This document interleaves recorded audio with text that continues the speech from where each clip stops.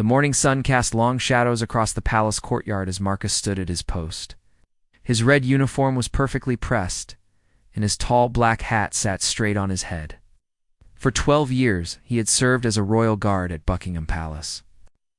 Every day was the same routine: stand perfectly still, watch the crowds, and protect the royal family with his life. Marcus had seen thousands of tourists take pictures with him. Children would wave, adults would try to make him smile, but he never moved.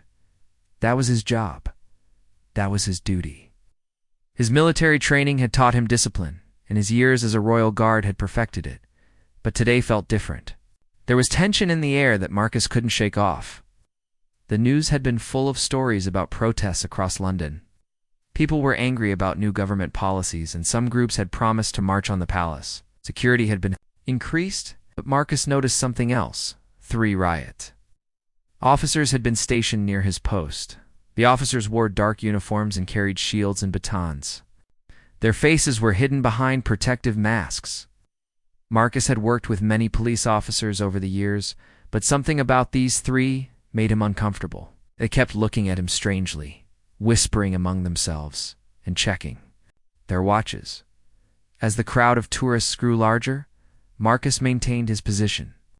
A group of school children gathered around him, their teacher explaining the importance of the royal guards.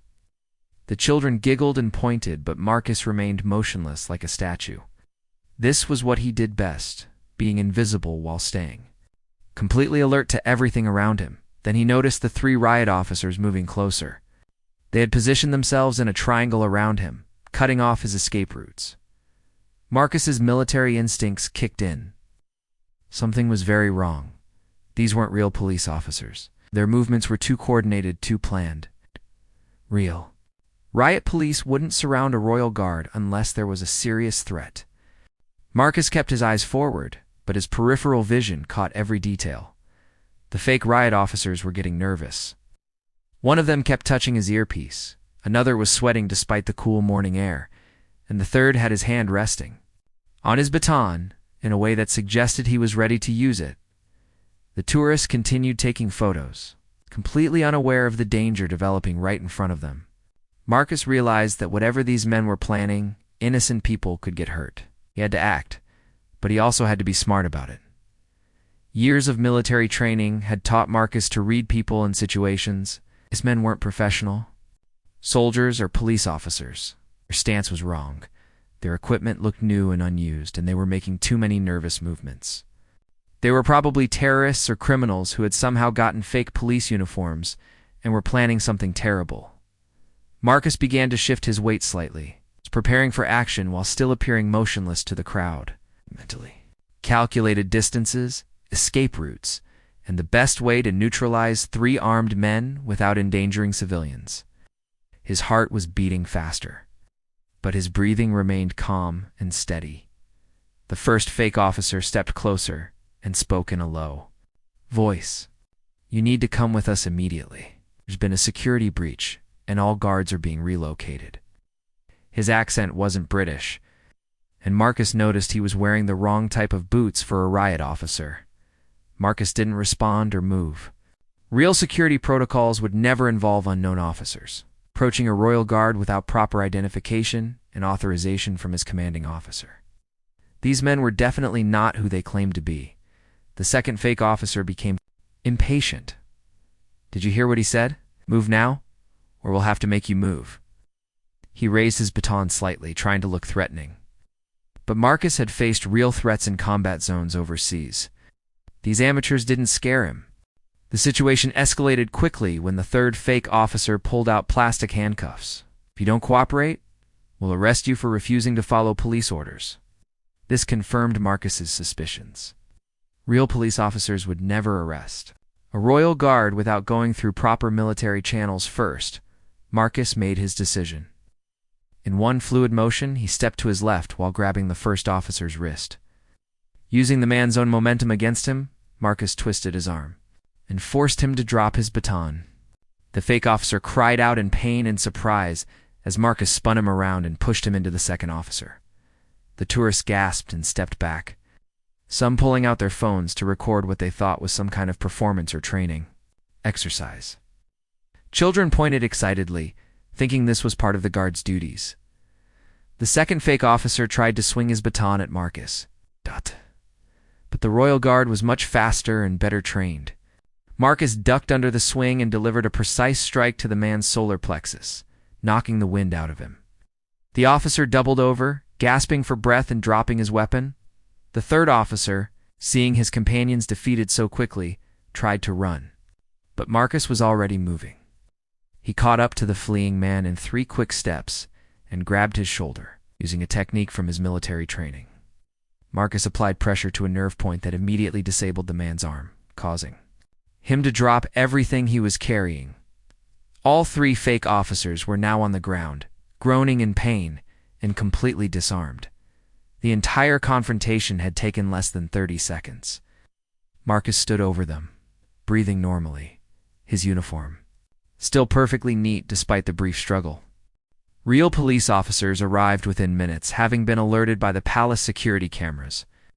They quickly surrounded the 3 fake officers and began arresting them. Marcus remained calm and professional as he explained what had happened.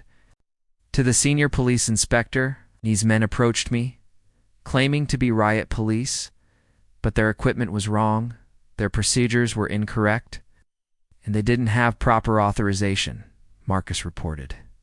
When they tried to physically restrain me with handcuffs, I determined they were hostile and acted accordingly. The inspector examined the fake uniforms and equipment. Everything looked authentic at first glance, but closer inspection revealed they were cheap imitations bought online. The 3 men had fake identification cards and had been planning to kidnap Marcus as part of a larger plot against the royal family. As the real police led the criminals away, the crowd of tourists burst into applause.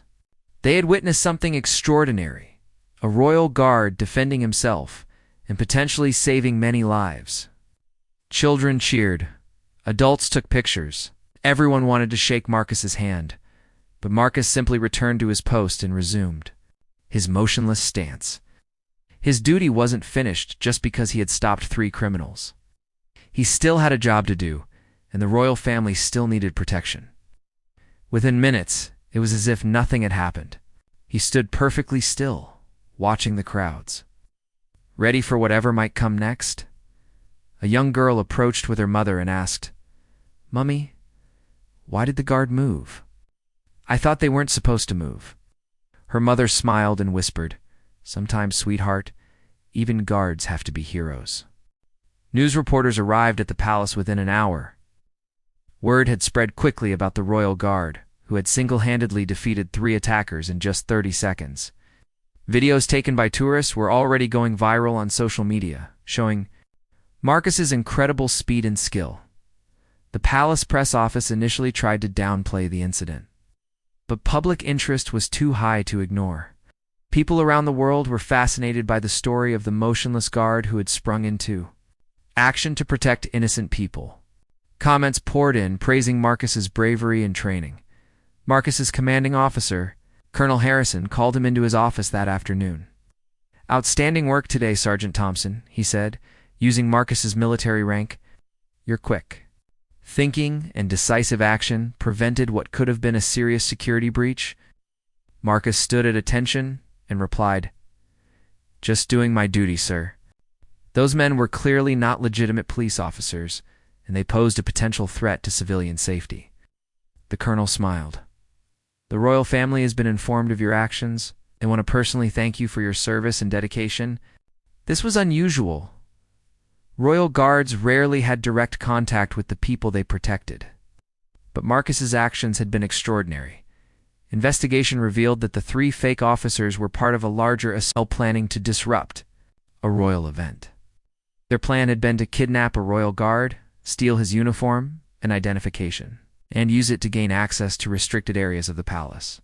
Marcus's quick recognition of the threat and decisive action had prevented a much more serious incident.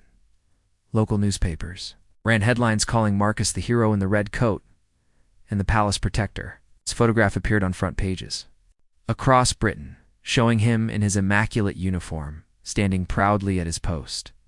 3 weeks later, Marcus received the Queen's commendation for bravery in a private ceremony at the palace. As he knelt before Her Majesty, she spoke softly to him about duty, service, and the importance of protecting innocent people. A moment Marcus would remember for the rest of his life. The incident changed how people looked at royal guards. Tourists no longer saw them as just decorative figures in fancy uniforms. They understood that these were highly trained soldiers, ready to act in an instant if needed. Children would point at Marcus and whisper to their parents about the guard, who was a real hero. Marcus returned to his daily routine, but with a new sense of purpose. He had proven to himself and others that all his years of training and discipline had real meaning. He wasn't just standing guard, he was genuinely protecting people and preserving something important. The 3 criminals were sentenced to long prison terms for terrorism and conspiracy.